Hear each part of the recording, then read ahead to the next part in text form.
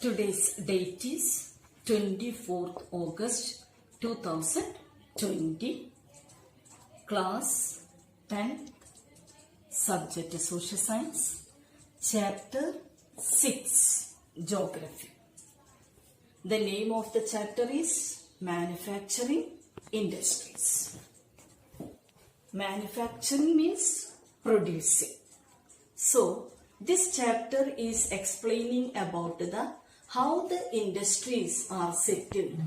So, first point of this chapter is introduction of the chapter. Yes.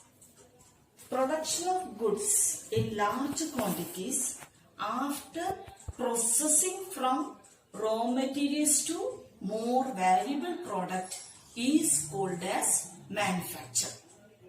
In the last 9th class, we already learned there are 3 sectors of the economy. What are they? Primary sector, secondary sector and tertiary sector. So, manufacturing comes under which sector? Secondary sector.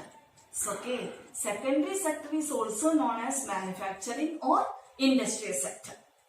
So, here in the manufacturing sector, what is taking place? Raw material is changed into finished product. That is, paper is manufactured from wood, sugar from sugarcane, iron and steel from iron ore or aluminium. People employed in the secondary activities manufacture the primary materials into finished goods. Workers employed in steel factories, car, textile industries, bakeries, etc., etc., they are getting enough work opportunities they are getting. The economic strength of the country is measured by the development of manufacturing industries. So the industries developed means the economic development of the country is achieved. Number of people will get the employment opportunity. Now, our second topic is importance of manufacturing. Our second topic is importance of manufacturing. Is it important? Manufacturing sector is important in the economy? Yes. Manufacturing sector is considered as the backbone of the development in general and economic development in special because of the following reason. Why manufacturing sector is considered as the backbone? Because of the reason. First one, manufacturing industries not only in modernizing agriculture which forms the backbone of our economy. What is the first reason?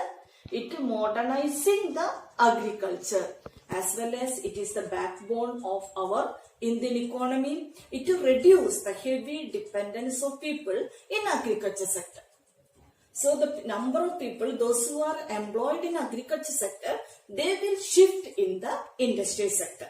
And the second point, industrial development is a precondition of eradication of unemployment.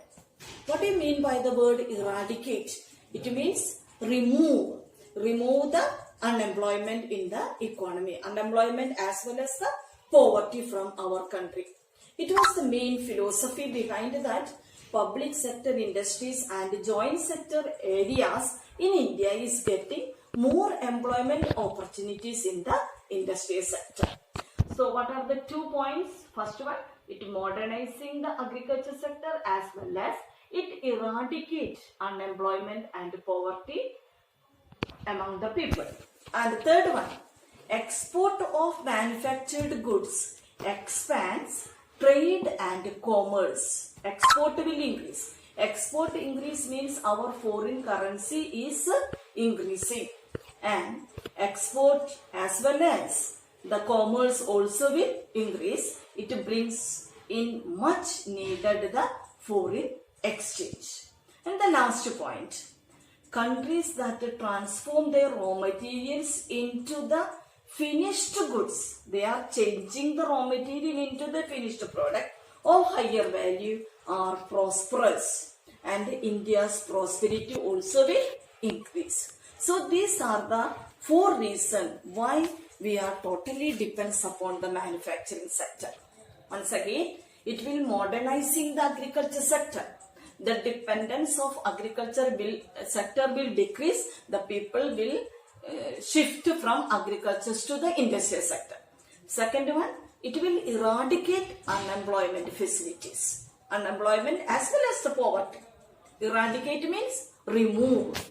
And the third one, export will increase. As a result, it will expand the trade and commerce. And the fourth point, the raw material, most of the raw material coming from the agriculture sector, that will change into the finished goods. Agriculture and industry are not exclusive. Both are dependent each other. They move one hand in hand. Most of the agro industries depends upon their raw material from the agriculture sector, and it is the boost to agriculture by raising the productivity. They depend on the latter for raw material and sell their products such as irrigation pumps, fertilizers, insecticide, PVC pipes, machines, tools, etc. to the farmers. So it explains that both agriculture and raw industry sector both move in hand, both are complementary to each other. Example, agro-based industries are getting the raw material from agriculture sector, that is used by the industries. And what is industries produce, that is like a pump, motor, the PVC pipes, that is using in the agriculture sector. So we can reach the conclusion that both are going together. In the present day world of globalization, our industry needs to be more efficient and competitive. Self-sufficiency alone is not enough. Our manufactured goods must be at par in quality with those in the international market. Then we will be able to compete in the international market. Nowadays, the competition is increasing, so we have to improve the quality of the product. Then only our Indian commodities are existing in the market. Competition spirit is increasing day by day. So our goods should be high quality. Then we can capture the international market. So okay, it is clear. I hope it is clear for you. And today's homework is read these 2 topics and find out 7 short answer type questions and send it in my personal WhatsApp number before 8 o'clock. Thank you. May God bless you.